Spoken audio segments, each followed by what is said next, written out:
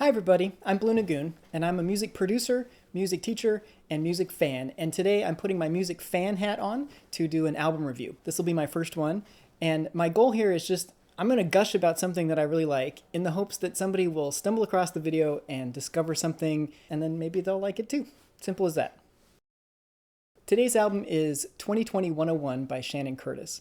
She's a singer-songwriter from the Pacific Northwest in the United States, and she wrote the songs on the album and then co-produced them with her partner Jamie Hill, who also mixed and mastered it. As the title suggests, this album is all about 2020. Now, I kind of figured that there'd be a lot of pandemic albums coming out. I just know that many of us turned to music making as a way to cope with and keep busy during the pandemic. But anyway, I figured most of those albums coming out would deal with the actual reality of the pandemic only tangentially, maybe metaphorically, and not as directly as this album does. But this album is not depressing, it's not a downer. In fact, it's incredibly uplifting and optimistic. Even when the lyrics are about horrible things, the music just soars. Like, it believes that there is always some shred of goodness and dignity to be found in the face of pretty much anything. I guess the point of all this is that if a 2020 themed album doesn't sound like something you want to take part in, I totally get that. But I encourage you to give this one a try because it really is a fantastic journey.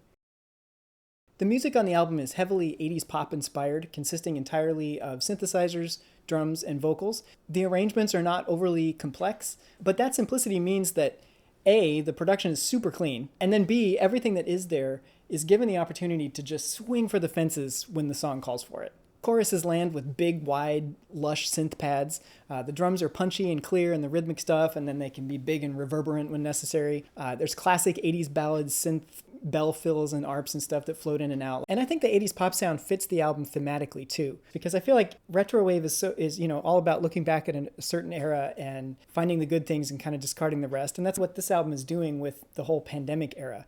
I don't know, maybe a bit of a stretch, but something about the nostalgia of retrowave just fits the tone of this album really well for me.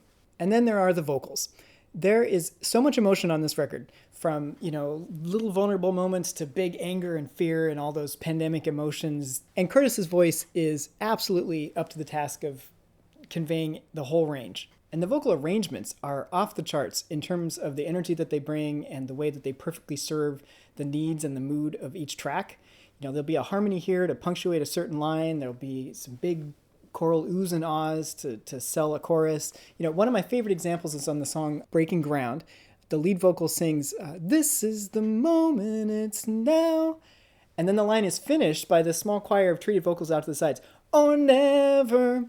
Like the emotions are getting so big and the truths are so self-evident that they just can't be contained to one voice anymore. It's a little musical theater. Oh, there's just so much going on with the vocals on this album that is fantastic to listen to. And they're pushed even farther by the production. Various EQs and reverbs and pitch shifts and stuff elevate them even further. The opening track, Precipice, establishes the themes of the album right away.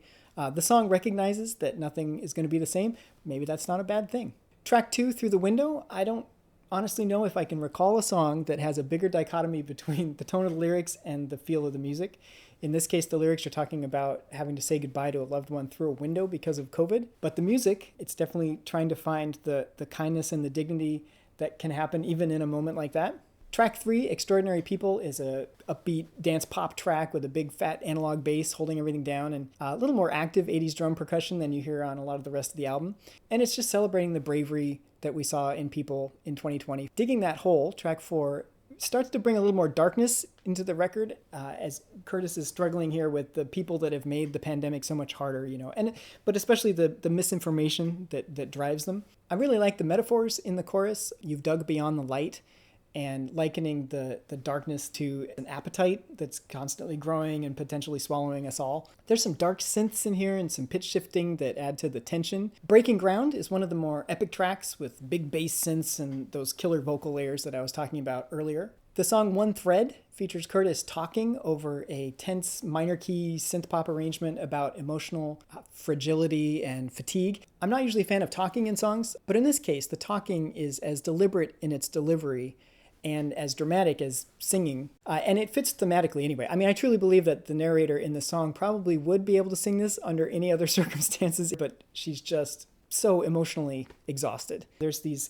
subtle, super high harmonies that happen toward the end of the track that just give me goosebumps. The track The Shadows is the first track on the record to venture away from the pandemic a little bit and talk about other events. In this case, it's exploring race relations and history. But the perspective is still a very personal one. And as a production nerd, I have to say that the saturation effect on the lead vocal on this song is just phenomenal.